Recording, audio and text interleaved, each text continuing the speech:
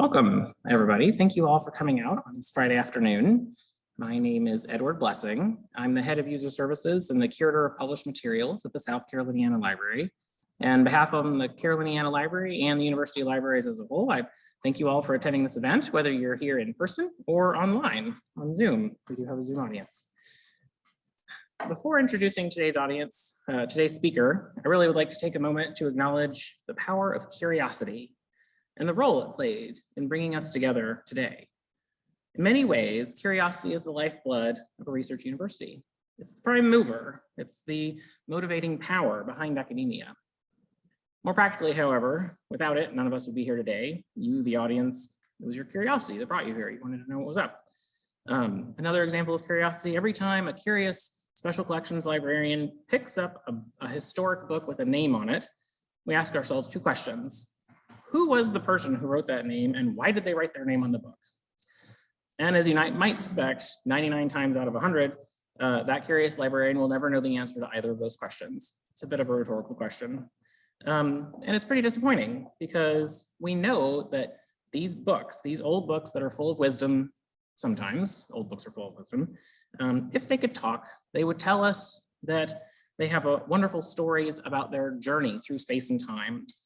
And amazingly, just this once, through the persistent curiosity of one person, I can with absolute certainty hold up this particular book right here, and it has the name on it, Samuel Townsend, Esquire. It's on the cover and in the front page.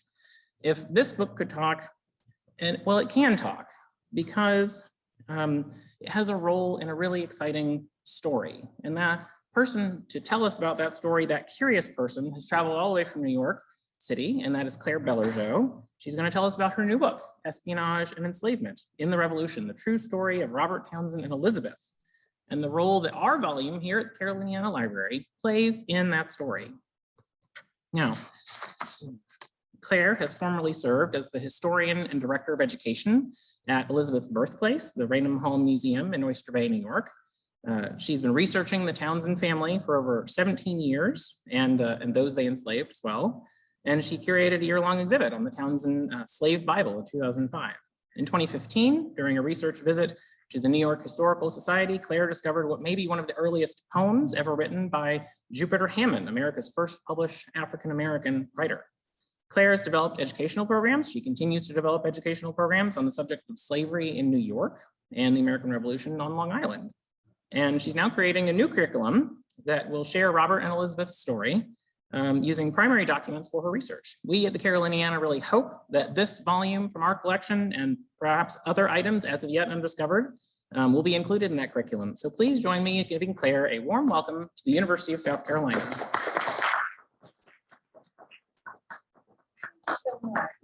That was a wonderful introduction. Thank you. Thank you, Edward, for being curious. And thank you for all of your curiosity in coming here today and all the people who are here on Zoom. Yes, this is a long journey, but such a rewarding one.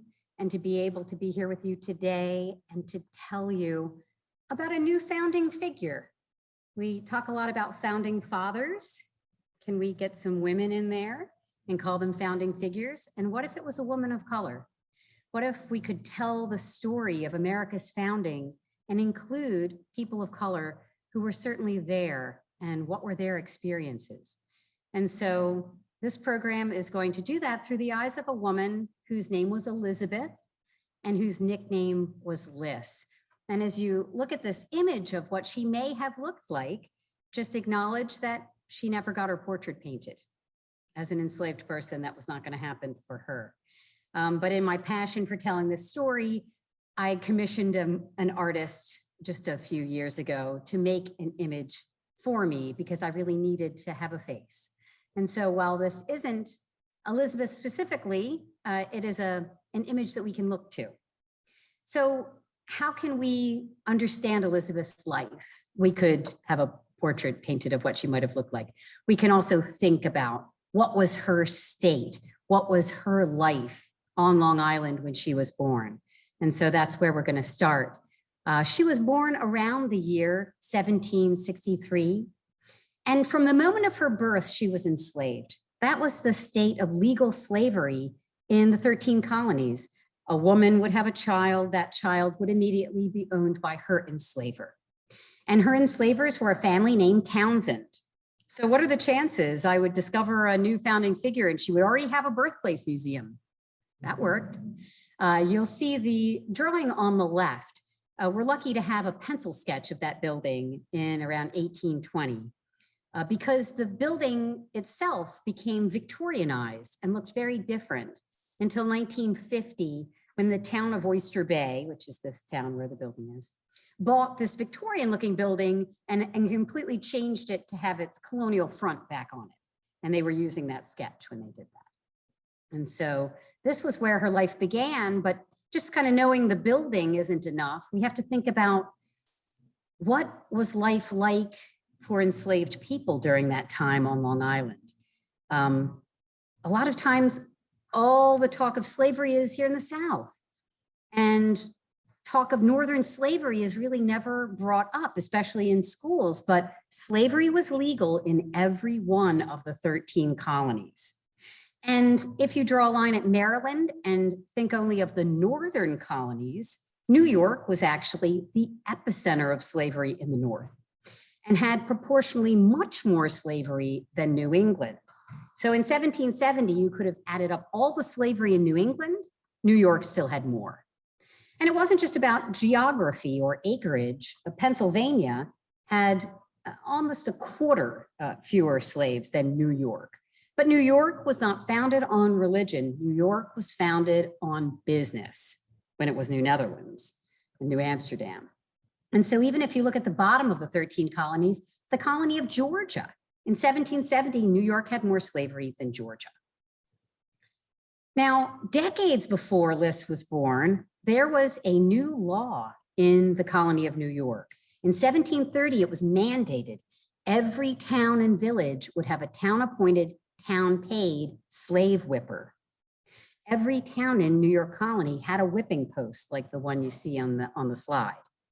And I bring this up because there's this terrible, untrue theory or belief that in New York and in New England, slavery was easier, that it was nicer, and somehow enslaved people were treated better.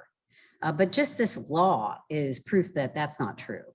Now, whipping posts like this would have been in a public place because it wasn't just about punishment, it was about fear, instilling fear in enslaved people. I was able to find the names of the slave whippers of Liss's town simply by opening up the record books of the town. And there they were all listed, including a slave whipper from 1714, many years before it was mandated by law.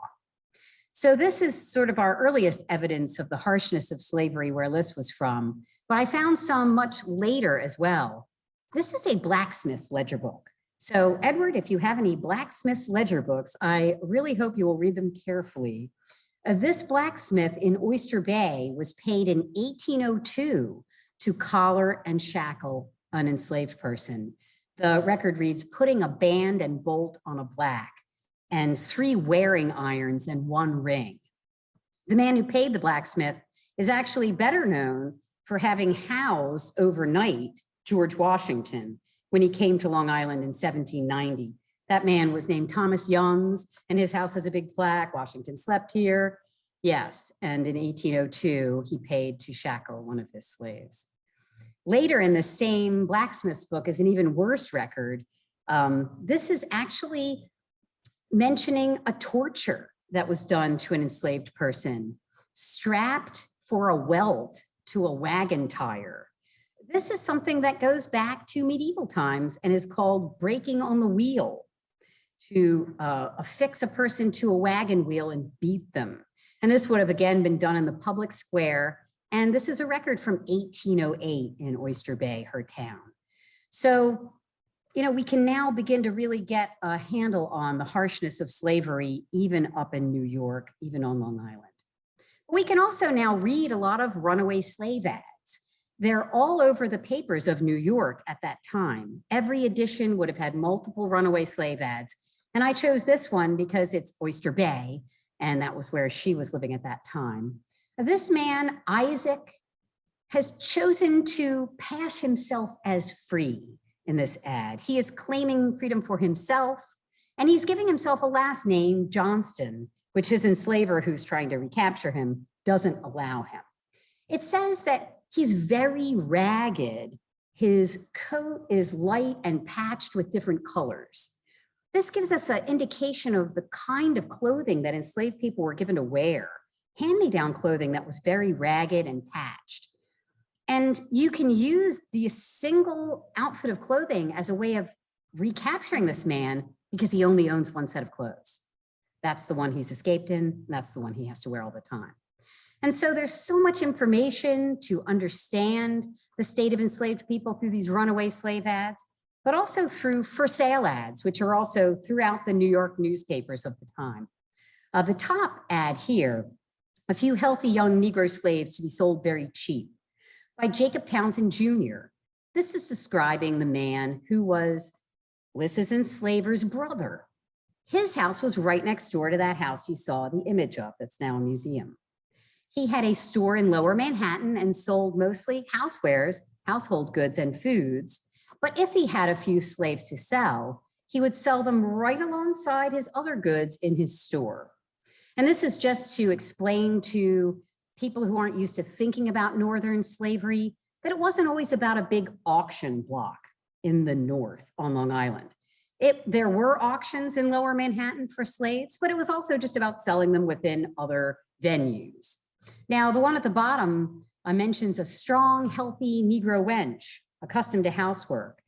And that word wench is one that people who are looking for records of slavery should become accustomed to. When I first started doing this research, I was like, why are they calling them wenches? It just didn't seem like the word I was expecting. But that's what a young, attractive Black slave woman would have been called. The word slave is used in the top ad, but in most ads, that's not even used, the word slave. It's just kind of assumed. Now, the family that enslaved her was living in the same house, but under very different circumstances. This isn't a painting of them particularly. They didn't have their family portrait done, but this is a family of the same status. And the Townsends were wealthy. They were a large family, mother, father, Samuel and Sarah, and 8 children, 5 sons and 3 daughters that survived childhood. They had 2 infants that died in infancy. And they got their wealth from the shipping business. They actually built 5 large sailing vessels in Oyster Bay. And these vessels were sailing across the Atlantic to Europe and to the Caribbean and the West Indies, bringing all kinds of goods back to the New York market. Now, in his own day, this 3rd son, Robert, was not really well known. He was not the favored son. His oldest brother, Solomon, was much more thought of as the son who did well in life. But nowadays, we really do remember him. That is because it was discovered in the 1930s through handwriting analysis that he had been a spy for George Washington in Lower Manhattan. He was part of a spy ring we now call the Culper Spy Ring. He was the lead spy in New York who went by the code name Culper Jr. I don't know if any of you ever saw the show Turn. Can I have a raise of hands? Did anybody watch the show, the series Turn? Just 1 or 2 people out here in this audience. The Culper Spy Ring was a group of spies that were funneling information to George Washington, and they've gotten into a few movies along the way. So Robert is now really the only of the family that people remember. And the story of how he was the spy and how his family's home became British headquarters and all of the activities of the Revolutionary War is what the Townsend family story was all about in the past, because it was so exciting to talk about. The British had lived in the house. The father was a patriot. The son was a spy. And really, those would have always been the stories that were told because it was a lot of story to tell. But then in 2005, the phone rang and it was Swan Galleries of Manhattan. They were calling the museum to say that they had an item coming up for auction that the museum was going to want to buy. It was a Bible. The museum said, you know, we have a few Bibles. I don't know if we'll actually want to buy this one. They're like, yes, get a donor ready. You're definitely going to want to buy this Bible. And it wasn't because of the verses inside. It was because of handwriting on the end papers, just like your pamphlet. The handwritten piece of this printed piece was what made it worth $10,000, which was what they ended up paying for it. Up until the time of this Bible, with the writing coming to light through a descendant of the Townsend family, no one knew that there was slavery on that site.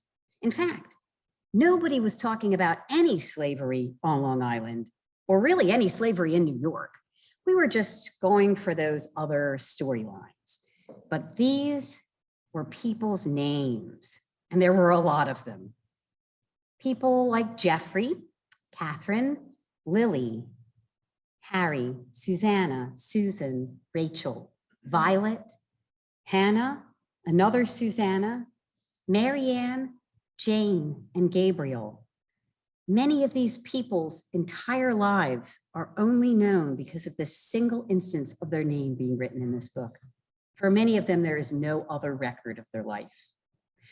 And so it wasn't just the names. There was the exact day of their birth, sometimes just the month and the year. There was also relationships, sons, daughters, husbands, wives, mothers, fathers, and in 2 instances that they had died at a certain time, and in 1 example, how they had died. And so all of these names and information opened up a world of curiosity for me. Then there was a second page that mentioned 4 more people, Nancy, Kate, Jim, and Josh.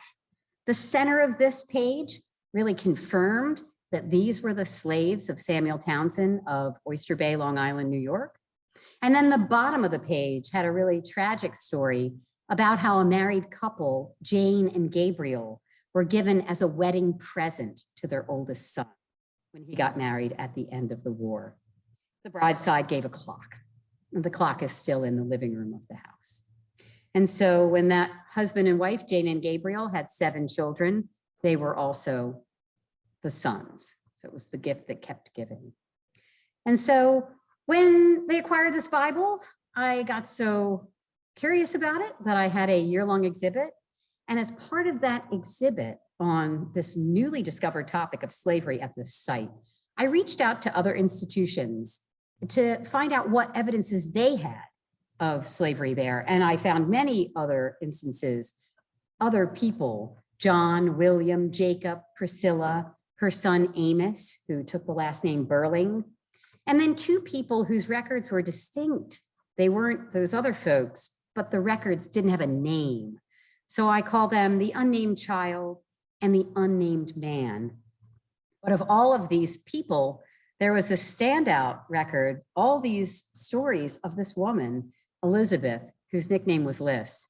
And she became my obsession at that point. And that's why I'm here today, because I never stopped looking for all the little evidences of her life and what we could know about her. It actually turned out to be such a thrilling and exciting story. And so in the end, I found the lives of 20 individuals who were enslaved by a family of 10. Now, in the South, you might be used to hearing about large numbers of slaves within a particular estate or household, but the New York story forever had been 1 or 2. That's what the books always said. New Yorkers enslaved 1 or 2 people, or 20. And since they were families, it was unlikely there would ever be 1 or 2, because they would be families that would have children and generations. And so this really took my work in a different direction.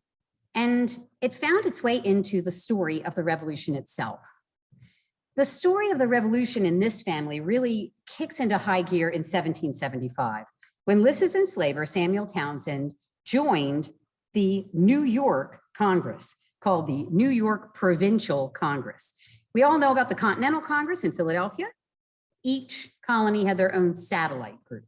And New York's was really an important group because New York really had a target on its back. They knew the British were going to try to take New York. And so for a year and a half, throughout 75 and halfway through 76, Samuel was meeting with this group in Manhattan to plan the revolution from a New York perspective. And as a consequence, he took a solemn oath of secrecy.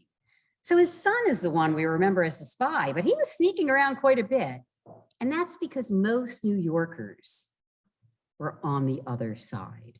Most Long Islanders were really hoping the king would win and George Washington and his revolution would be beaten. And so with so many of his neighbors against him, he was sneaking around. But, you know, July 4th, 1776, we're not sneaking around anymore. We declared our independence, right? So declaration, now what? Now we have to win the war. And New York kicked it off 1 month later with an enormous battle, the biggest landing of naval vessels ever until World War II. This was the Battle of Brooklyn, which was actually the battle for Long Island. More ships were sitting at anchor off of Staten Island than anyone had ever seen in one place. They said the mass looked like a forest. Well, Washington's army was beaten pretty bad at that battle. They were outnumbered and surrounded. And the only thing that he could do was escape over to Manhattan Island. Lucky for Washington and his army, a big fog fell over the whole area. And in that fog, they were able to ferry their whole army over to Manhattan. That didn't last long. They were then chased right off of Manhattan Island as well. So very quickly after the declaration, all of Manhattan was overtaken by the British and all of Long Island as well. And Long Island became a resting place for British regiments. It was like R&R land. And Manhattan became their headquarters in America. And so little towns like Oyster Bay would get taken over by a whole regiment and they'd stay for like the whole winter or maybe for a month, regrouping and resting before they would go into battle again. And this happened over and over and over again. And every time a regiment would be in that Townsend house would be where their commander would be billeted. And so the family saw just a progression of these groups coming in and leaving. But the one that came in the fall of 1778 made a real difference in Liss's life. This was a group of about 300 men called the Queen's Rangers, and they were commanded by a man named John Graves Simcoe. Now, my turn, people, I remember Simcoe because in that show, they made him out to be a bad guy, a real villain. However, in real life, the family thought of all the commanders that stayed there, he was the most honorable. So they didn't believe he was a bad guy at all. He was a very interesting man in that he was an early abolitionist.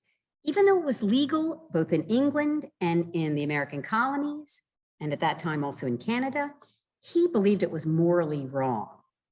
And he acted on that.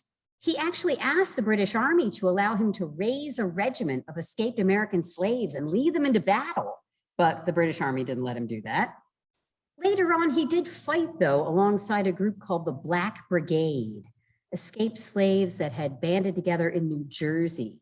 And so he did get his wish on that account. After the war, he founded Toronto. He became the governor of Upper Canada and founded what became known as Toronto. And he also put into law the first anti-slavery laws in Canada in the mid-1790s. So when you think about the Underground Railroad, right? Where are these enslaved people going? They're going to Canada. Why are they going to Canada? Because this guy ended slavery there. If he had not put that into legal action in the 1790s, there would have been no place for American escaped slaves to go to. And so the British were promising American slaves their freedom during the American Revolutionary War. If they would escape, come over to the British side and aid the British effort, either in battle or in some other way. At the end of the war, 3,000 African Americans who had been formerly enslaved went up to Canada on ships and got their freedom up there and started a new life. Washington had a different offer. He was speaking directly to enslavers and saying, if you put your slave in my army and they serve valiantly for 3 years, at the end of the war, if they're still alive, I'll give them their freedom and I'll give you 500 acres of land. Thousands of African Americans served in the war, maybe against their will, or maybe because they wanted to. It's hard to say. So it happened on both sides. Now, Simcoe was staying in this Townsend house from the fall of 78 to the spring of 79, and he had a buddy, a very good friend named Major John André. Raise your hand if you've ever heard of John André. Oh, good. Some people have heard of him. That's actually a drawing that he did of himself, just before his end. Get to it in a second. John André was not just a major in the British Army, not just a friend to Simcoe who visited him at the Townsend's house. He was the British spymaster. So he was the top of intelligence on the British side. And he was the man who would collude with Benedict Arnold to give up our fort on the Hudson, West Point, right, for money. So this head of the British spy agency is in the house of the family whose son is Washington's lead spy in New York. Of course, Robert didn't know that André was a spy. André didn't know that Robert was a spy. And who's right in the house the whole time? Liss. So as part of her work as an enslaved person, not just taking care of the Townsends, Liss would have known Simcoe very well. She would have been in and out of his bedchamber, changing his linens, emptying his chamber pot, bringing him food. He had his daily officers' meetings in the next room over, their parlor. And she would have been working in the parlor a lot, serving all of those officers. And that is one of the things that we know about her, that she was, quote, too fond of the British officers. In another letter, Robert describes her as too fond of company. So she was charismatic. She was a good communicator and perhaps vivacious and perhaps attractive. It's interesting to think of the conversation she might have had with a man like Simcoe, a British officer, who thought slavery was wrong. It might have given her her first glimpse of the idea of becoming a free person. So just as Liss is interacting with both John André, the British spymaster, and Colonel Simcoe, something else is happening on the American side. A spy ring is forming. Now there's Long Island. See how it says Queens, Suffolk, and then there's a little dot there on the coast, Setauket. Out there in Setauket on Long Island, there was the cousin to an American fallen general, Abraham Woodhull. He had a good childhood friend who was our spy master, Benjamin Talmadge. Benjamin Talmadge was working with Washington over on the Connecticut side of that body of water, the Long Island Sound, trying to get a series of spies set up on Long Island and in Manhattan. He was desperate to find out what the British were doing over there, since it was their headquarters. He knew he could trust that guy in Setauket, his old childhood friend, but Setauket was not a place, unlike what Tern wanted to portray, where anything interesting was happening. It was just a farming village. So his trusted guy, Abraham Woodhull, would have to clip-clop, gallop, gallop, gallop, all the way to Manhattan and set up a series of informants in Manhattan to tell him what was going on there. I believe that Robert was one of his early informants, who he called a faithful friend and one of his best characters of the city. So once the information would go from Manhattan back out to Setauket, then it would get taken across Long Island Sound by boat. There was a great skilled whaleboat captain, a lieutenant named Caleb Brewster, who would do that part of the trip. And then it would have to go kind of in a relay race of fast horsemen, dragoons, to Washington, wherever he was. But it was a long way around. And Washington always complained bitterly that they had to find a shorter route. Well, why don't they just go a really short route? You know, Manhattan right across. Why wouldn't they do that? The British were stopping every letter. It was their headquarters. They were looking at everything going this way, east. So the way to get around it was to go the wrong way. And it worked. They were never caught. Now, Robert was in Manhattan. He wasn't with his family in Oyster Bay, and he was a merchant like everyone else in his family. He had a business partner named Henry Oakman, and they had set up shop right in the middle of Lower Manhattan, a place called Hanover Square. If you go up to New York City, you'll visit Francis Tavern, I hope. Right up from Francis Tavern, up Stone Street, it's still there, Hanover Square. And it was pretty easy for him to gather intelligence. He didn't have to do too much sneaking around because he was right in the hub of everything where the British were. He also knew all the ship's captains down at the waterfront, which was right nearby, and he could talk to them about all the information that they might have. So he was really in the perfect spot to do that kind of work. Meanwhile, now spring has blossomed. May, just a few weeks from where we are right now, And Simcoe and his troops were getting ready to leave. They were going to go fight on the Hudson.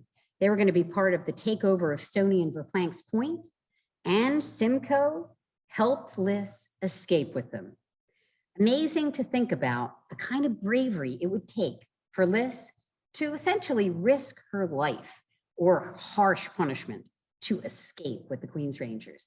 Now, this is just an illustration I found of a woman in a box. We actually don't know exactly how she escaped, but I did find one tantalizing clue in Samuel's ledger book of accounts. That's the father who enslaved her.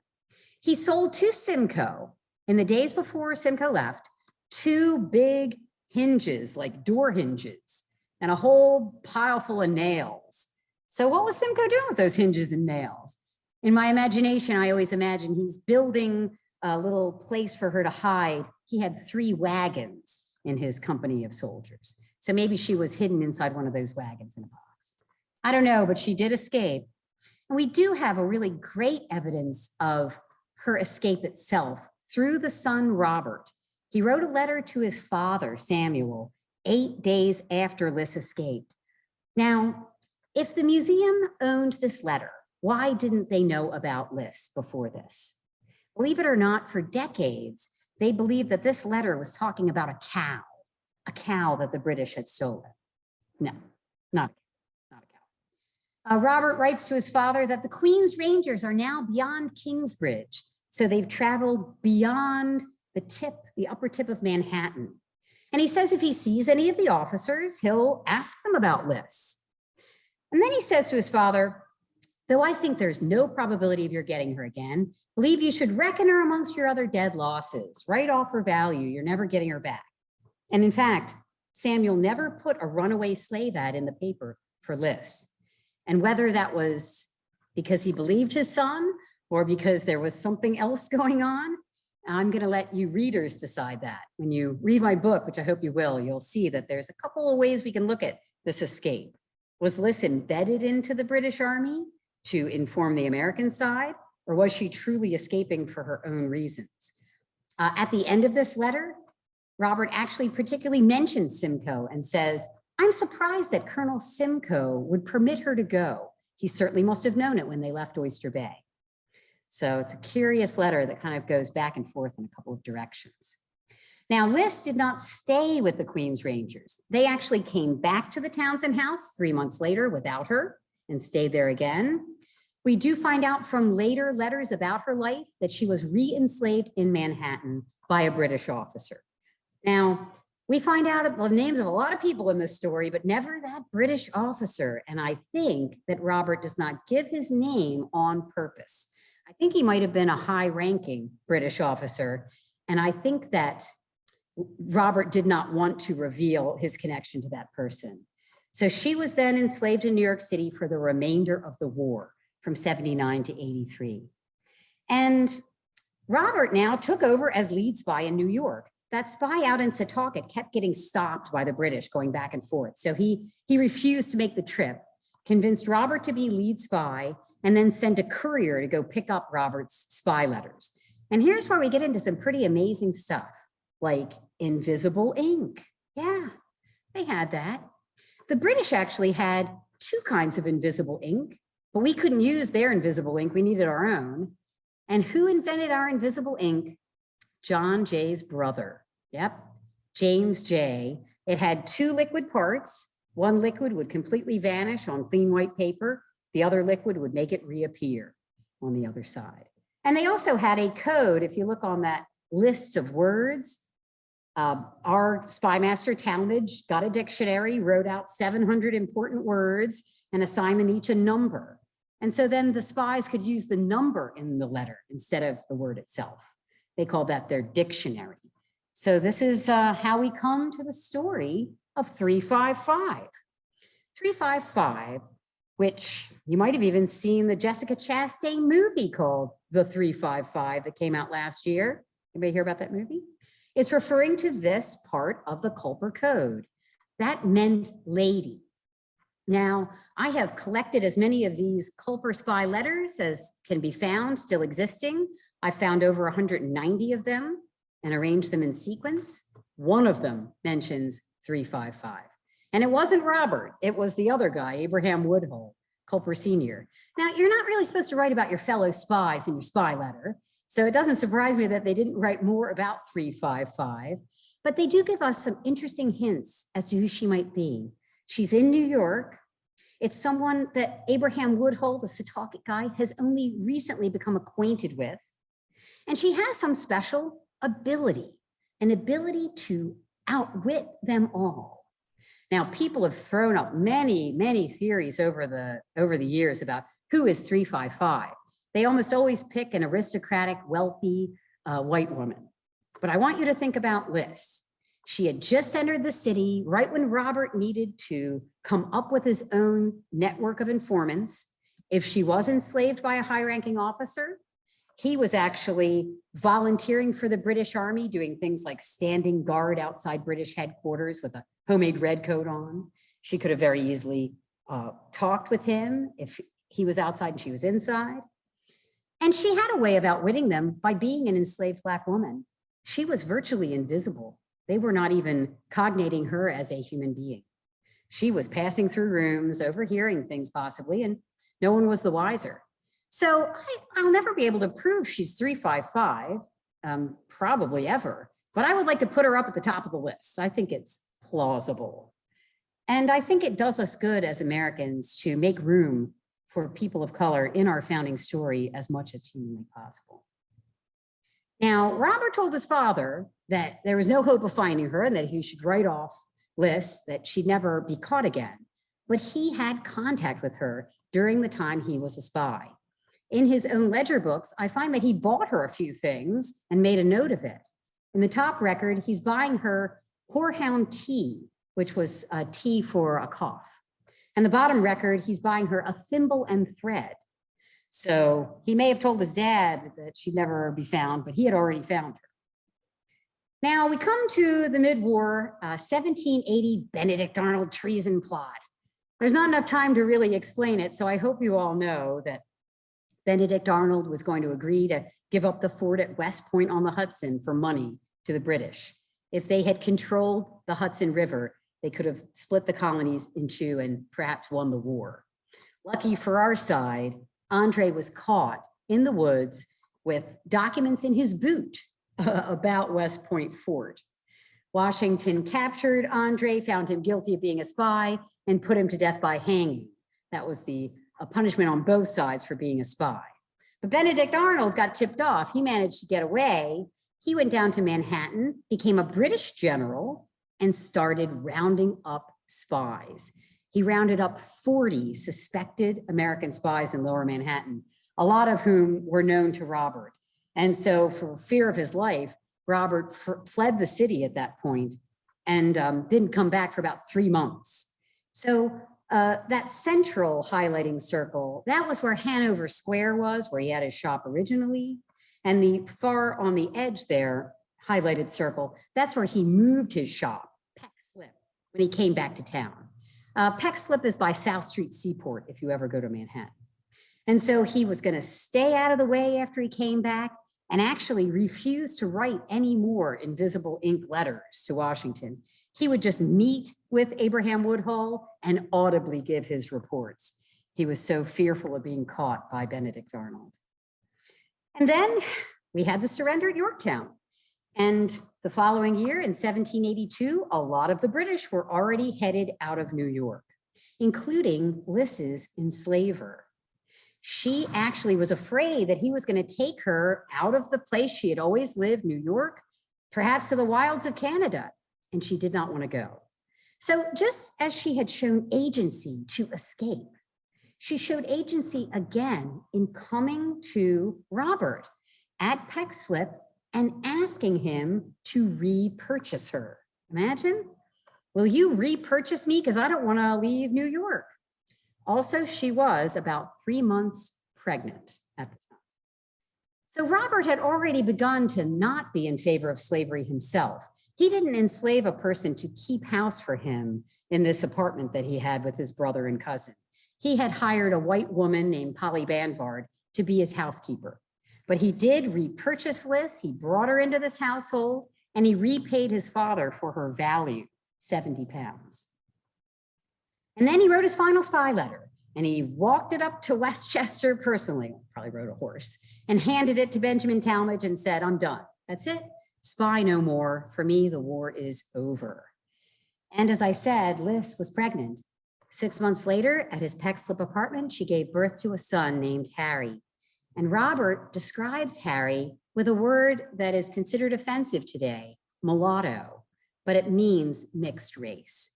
So Harry's father was white. Perhaps it was Robert. The timing would work out, and Robert certainly showed a lot of interest in Harry and Liss. Could have been her British enslaver or another white man. We actually never find that out. But he was born. And as I said, Robert was not really interested in owning a slave. So again, in a real notice of her agency, Liss desired to be sold to a recently widowed woman named Anne Charlotte.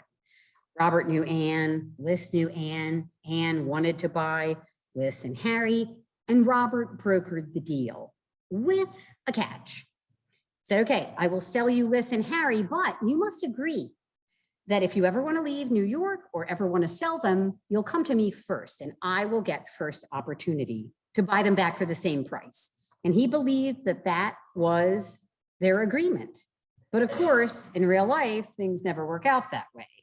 Unfortunately, Liss was then owned by her next husband. She got remarried just 1 year later to this wealthy merchant named Alexander Robertson. Right after they got married, they fought about Liss, and she caused a derangement and separation in their marriage, which ended immediately. But somehow the new husband retained ownership of Liss and Harry. The marriage was completely dissolved, and I can't even find any records of that wife, Anne, but he now had control of them. And what he did is the reason why I'm here today.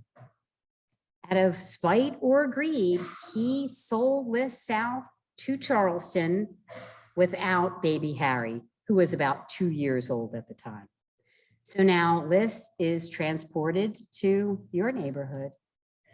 And we know quite a bit about how she came here. She came on the brig Lucretia, which was captained by a man named James Tinker. He was running the New York and Charleston packet. So that was the way in which almost all goods and mail got back and forth between New York and Charleston. I even found the exact ad when she came down with this guy, Hopkins, who had brokered the deal in Manhattan, Hopkins and McLean. And so now she is coming down here to Charleston. Now, this guy, Captain Tinker, had a side gig. He wasn't just shipping goods and bringing the mail back and forth. He was kidnapping free Black people on the streets of Manhattan. He would lure them out to his boat with a promise of money, like, hey, if you'll carry this big barrel out to my ship for me, I'll pay you X. Then when they would get out there, he would knock them unconscious and restrain them, and they would wake up on their way to Charleston to be sold in the auctions down here. And incredibly, this is an ad that probably Benjamin Franklin put in the New York newspapers. That is his pen name, Benevolus, where he's saying some of these distressed objects, these kidnapped free Black people, were seen wringing their hands, praying to their relentless proprietors that they might be permitted to remain in New York. But by these hardened people, their petitions were treated with disdain. It would be well for free Negroes to be upon their guard, lest they should meet with some kidnappers and share the fate many have heretofore done. And there's multiple versions of this kind of ad warning the free Blacks of New York about Captain Tinker coming into port. But of course, that wasn't the case with Liss, because she was not free. She was not kidnapped. She was just sold amongst the other goods and transported.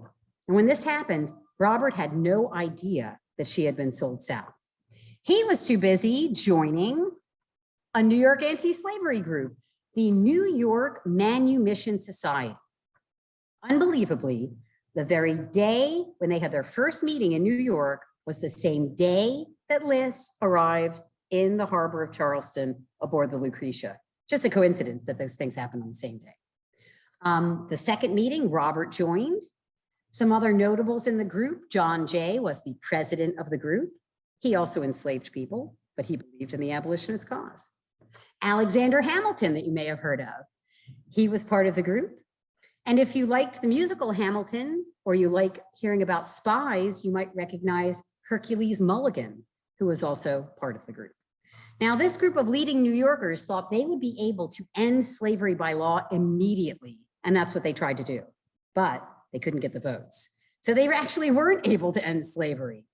They ended up eventually focusing on a school for free Black children in New York City, but that was many years later. And so who bought Liss in Charleston? Believe it or not, someone already known to history, a man who way back in 1770 in Boston had started the Boston Massacre. So what do I mean by started it? So you had these colonists who were sort of standing off against these British soldiers in the square in Boston. Well, whenever you look at images of the Boston Massacre, you'll always see this guy. He's got what was called a cudgel, AKA baseball bat. He is the man who owned Liss many years later in Charleston, Richard Palms. That day in Boston, he struck a British soldier who slipped and fired his gun and started the firefight with the singular firing of this gun. As you could read about Richard Palms in the trial of the Boston Massacre. That was when he got to know the prosecutor for the British side, John Adams, who would later help him become a Continental Marine. So Richard Palms was one of the first Marines in America. In those days, they were really more like VIP bodyguards. And he was a bodyguard for John Adams when he traveled with his son to Paris mid-war to help Benjamin Franklin negotiate with the French. Benjamin Franklin would have been happier if he would have stayed home. And actually, when he was in France, in Paris, Palms was in the court at the same time as Robert's older brother Solomon, who was getting an oath of allegiance from Benjamin Franklin. And Solomon Townsend and Richard Palms came back to America on different ships of the same convoy. So we know a little bit about where Liss lived when she was enslaved by Palms. You all know that Charleston was a walled city, and those walls had gates. And his home was near the gates, so outside of the gates of Charleston. Lucky for me, he tried to rent his house. He was short on cash those days. He didn't actually rent it successfully, but he described it with a large yard, garden, every outbuilding necessary. Its stand is suitable for trade or tavern. And so that was the house where she was kept while she was here. Finally, 2 years later, Robert found out what had happened to Liss.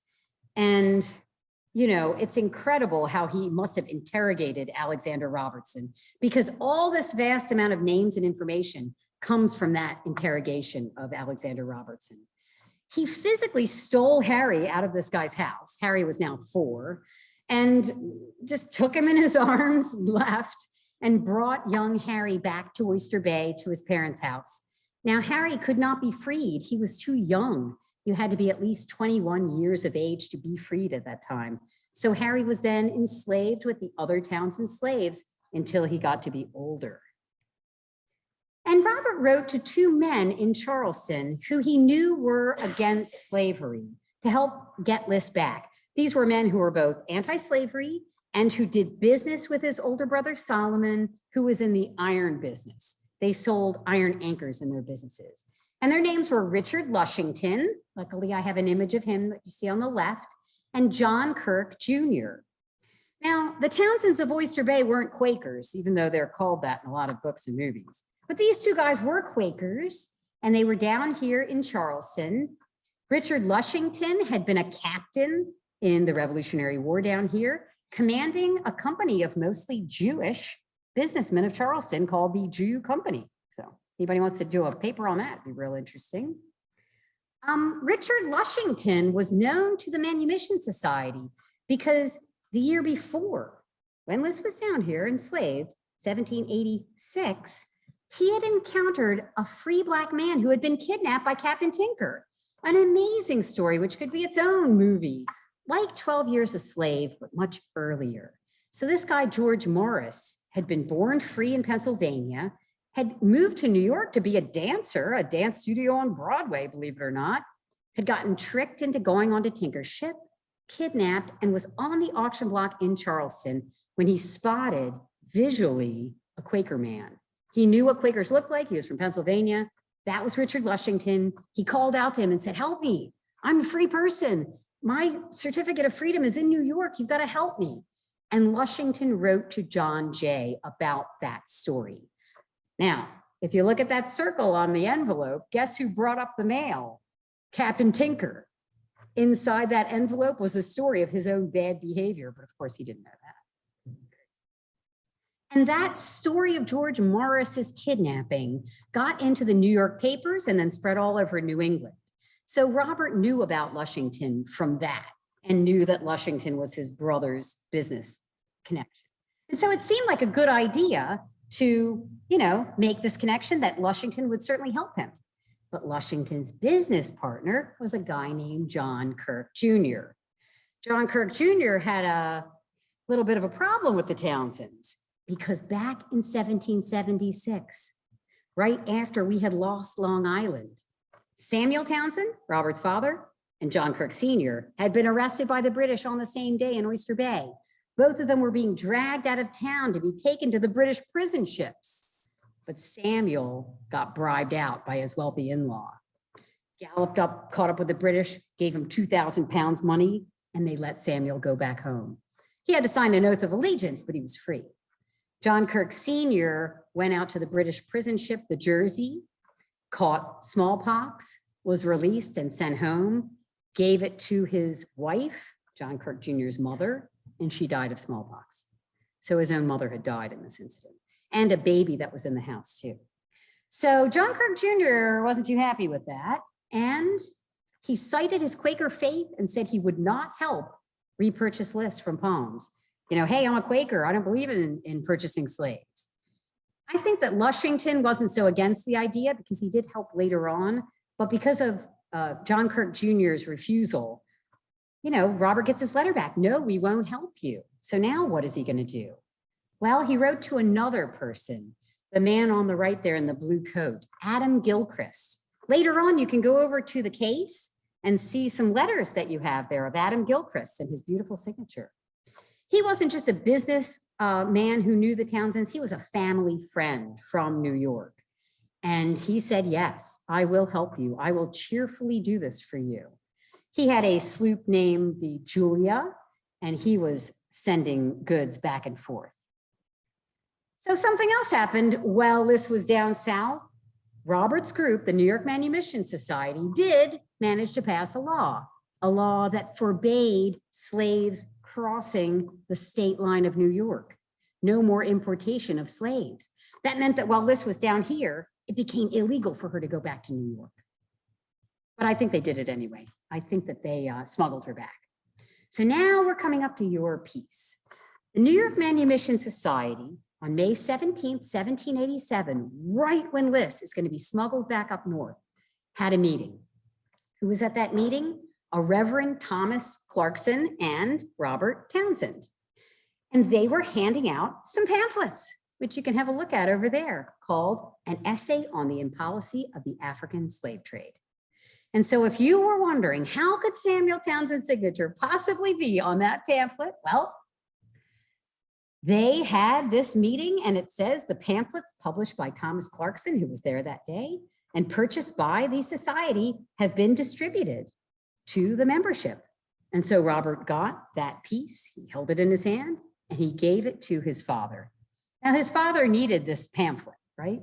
His father was a politician. And he signed it, just as you'll see over there. Now, when Edward Blessing called me up and said, could this be your Samuel Townsend? My first thought was, no way. How? How could it be him? But then I looked at the signature and I compared it to known handwriting of Samuel Townsend. See where it says Nancy Townsend, you can really see how he writes his last name. See how it's exactly how it's written up above? Then I wanted to get that Samuel. So I found in his ledger book where he had written Samuel with a little L, exactly as above. Then below the abbreviated Samuel, he writes out his full name, Samuel, and you can see it in his handwriting. it's definitely his signature. So as crazy as it may seem, it really is his. And now we know that it's not so crazy because they were handing out those pamphlets at that New York Manumission Society. So the spy Robert Townsend had his hands on that pamphlet. Now, I said that I believe Liss was smuggled back, and I don't think she went through the port of New York. There was too many opportunities for her to be checked. But I believe she might have come right into Oyster Bay Harbor. Robert owned the sloop Betsy. You see that Gilchrist did business with the sloop Betsy. He also had his own sloop, the Julia. I believe it could have been on either one of those vessels, and it would have been pretty easy work for them to just come right into Oyster Bay with her. And so the very next year, Samuel Townsend, as part of the New York State Legislature, he was the Queens County representative, helped pass an anti-slavery law, this act concerning slaves, which was one in a series of laws about how slaves were to be manumitted. And I like to think that that pamphlet might have been an influence on him in helping to pass that law. Now, I do find Elizabeth in the Baptist Church record of Oyster Bay the very next year, right across from Samuel Townsend. Now, she didn't have a last name, so it just says Elizabeth, a Black woman, but I think it's a pretty likely scenario that that is her. And, you know, her status is questionable. Is she free? Is she enslaved? None of his other slaves are listed in this Baptist Church record book. So I think she might have had a sort of quasi-freedom at that time.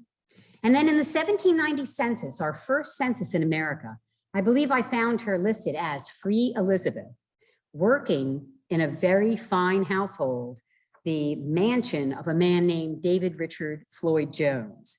So if you've ever heard the phrase keeping up with the Joneses, these are the Joneses from whence that comes.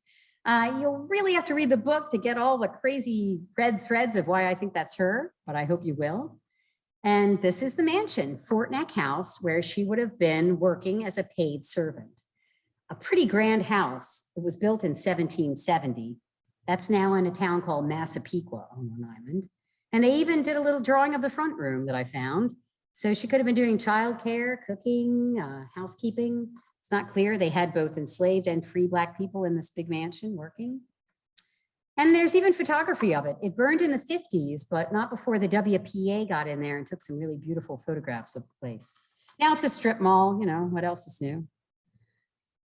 Yeah, and then finally, in 1827, on July 4th, slavery ended in New York.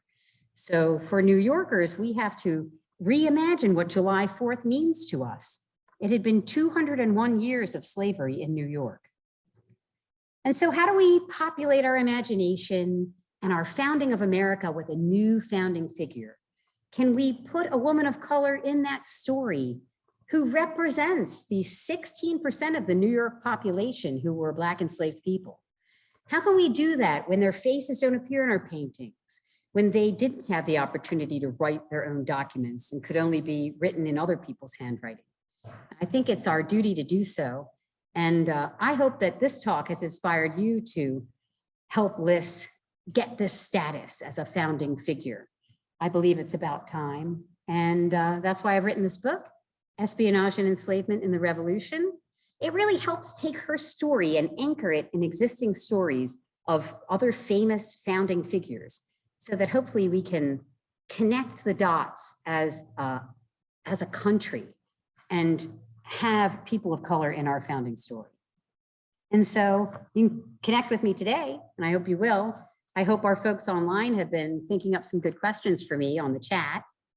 I have a website, espionageandenslavement.com. It's got a neat timeline on it, and it lets you know where I'm doing things. And of course, Facebook, Instagram, Twitter, all those things. So I've been talking a lot up here. I hope you've been thinking of good questions for me. Anybody want to know more? Do you have some thoughts or remarks for me? Somebody be first. Oh, good. I have a question. Thank you. I have a theory. I have a theory about that because, oh, I should stop sharing, shouldn't I? I have a theory about that because it's all in the same handwriting and it was written all on the same day. And so if you have a family Bible where you keep records of events of your family, that happens in different handwritings and different pens over time. But the last date in this record that was all written at once is 1795. So that happened at least 1795 or later, after Samuel Townsend had been dead for 5 years, when Robert ran the family estate. Part of the laws in New York, if you wanted to free a slave, was that you had to prove age and ownership. And they could not do that for any of their slaves. They were born in the household. So I believe he may have created this Bible record to have a way of freeing slaves of his fathers, and also to give Harry a backstory. Harry had to have proof of his birth and that he was owned by Robert if Robert was going to help him become free. And so Harry is inserted there as one of the children of Jane and Gabriel, even though he really couldn't have been with the dates. So that's my theory. It's a good question, though. It's certainly a very interesting story and a lot of enthusiasm about it. Yeah, it's really got a lot of legs, you know. I should have mentioned that Vanessa Williams wrote the foreword. She owns the rights, so she's shopping. She has the option on this story right now in Hollywood. She has a lot of connections on Broadway, so we'll see what she does in that direction. She's about to open on Broadway in a show called POTUS, which should be interesting. She can trace her family's ancestry in the same town, Oyster Bay, where Liss was born, back to the era of slavery. So it's even plausible that an ancestor of Vanessa Williams might have walked along the road right alongside Liss. I do have a question online. Oh, good. They have not been able to read the book yet, but they do want to know what happened to Harry. So I know that Robert sold Harry to another man about 1.5 years before he was old enough to become free. And he made that man promise that he would free Harry on his birthday. And if he didn't free Harry right when he was supposed to, he would owe Robert $1,000, which was a ton of money back then. And Robert does this a couple of times with different enslaved people, but never that much money. I think that there were 2 good reasons why he did not just wait and free Harry himself. First of all, he may not have wanted to be legally connected to Liss in any way that could bring him back to that, because he had committed a crime when he imported her back up from Charleston. But also, another thing you needed if you were going to become free was a trade. You had to have a way of making a living. And this man may have apprenticed Harry and taught him a trade. Yeah. Do you know the enslaved population of Oyster Bay, the actual numbers of enslaved living? So the first way we can really count them, and where I get my 16% from, is the first federal census. Prior to that, you really don't have any good data. You just have anecdotal data of estates and counting up who you can find that people owned. But in the 1790 census, it was 16% of the population. It was a little over 300 enslaved still, and a little under 300 that had become free to that point. And this is just one small town. But I tracked it over the next 3 censuses, and it remained about 16%. And I think you can pretty easily go backwards in time and believe that that was about 16% prior to that. We also know through other people's research that about 40% of all New York City households owned slaves in the 1770s. And, you know, the proportion of slavery was quite high in New York. Yeah. Walter Edgar, who is a local historian, is doing a series on history in Hollywood. Interesting. And when you talk about Vanessa Williams, about how that develops, seems to be a lot of romance in it. And I can imagine how Hollywood might protest that. Yeah. Because you certainly imply that Robert was father. I mean, I doubt that. He was certainly well connected to the 2 of them. And even if he did not father Harry, he definitely went above and beyond the norm in caring about them both and working hard to get her back up here. And we have that story. You'll read in the book, and I hope everybody picks up a copy either today, which I'll sign for you, or in some other way. Robert, we focus on his life as a spy because it's very romantic to think about.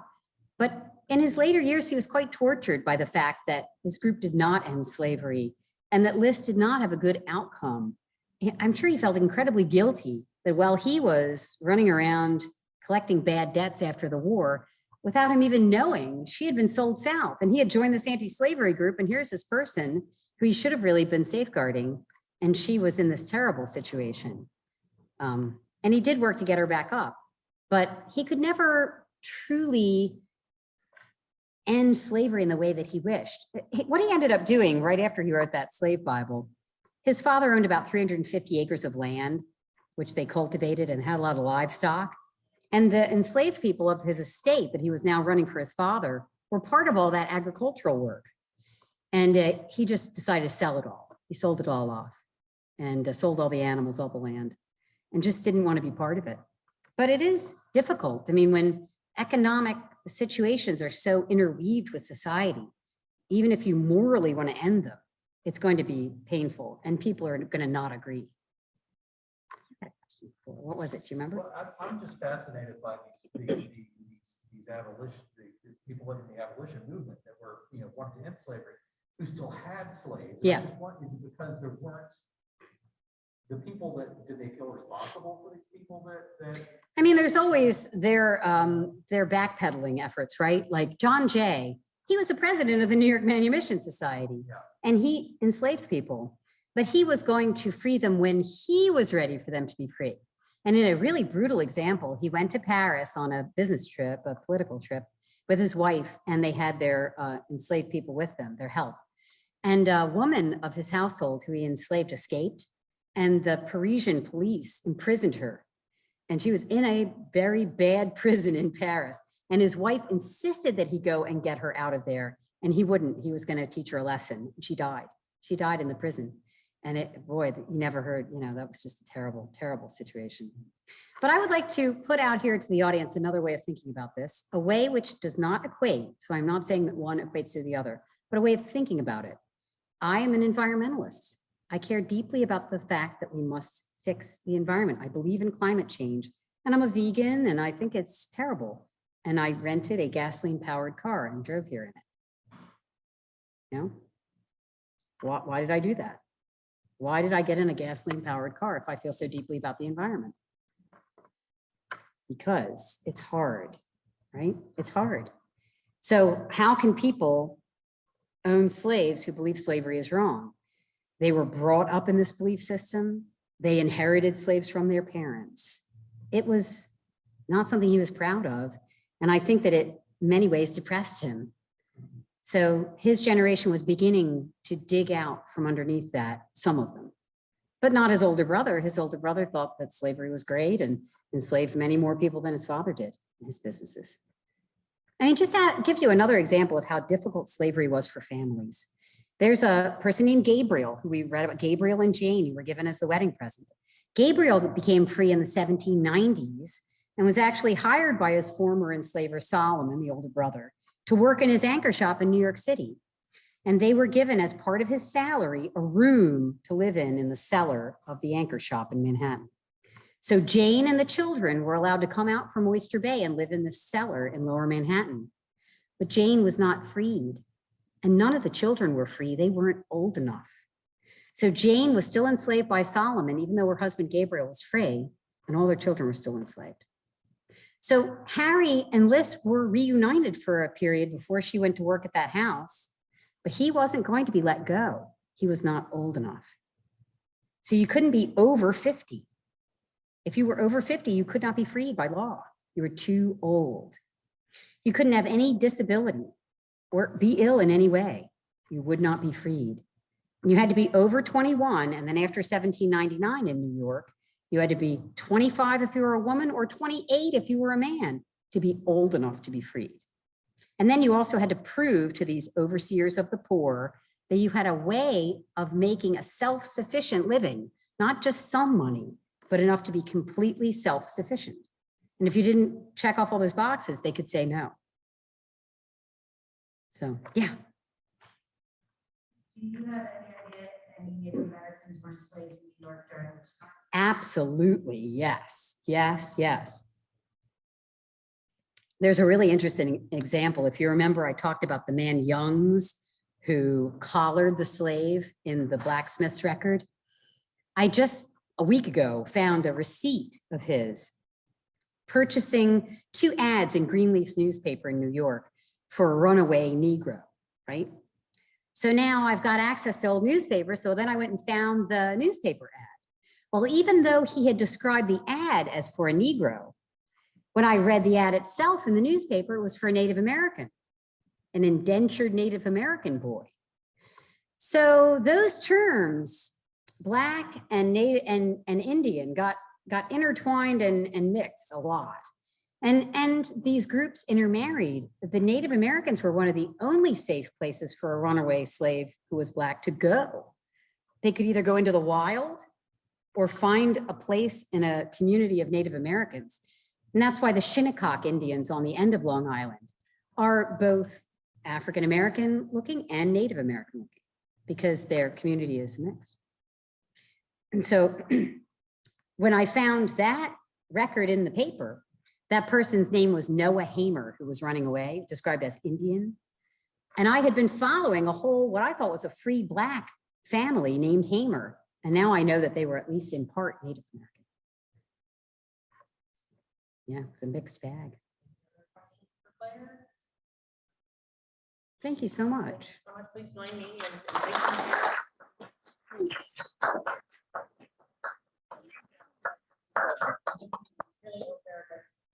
you for helping us track down this item.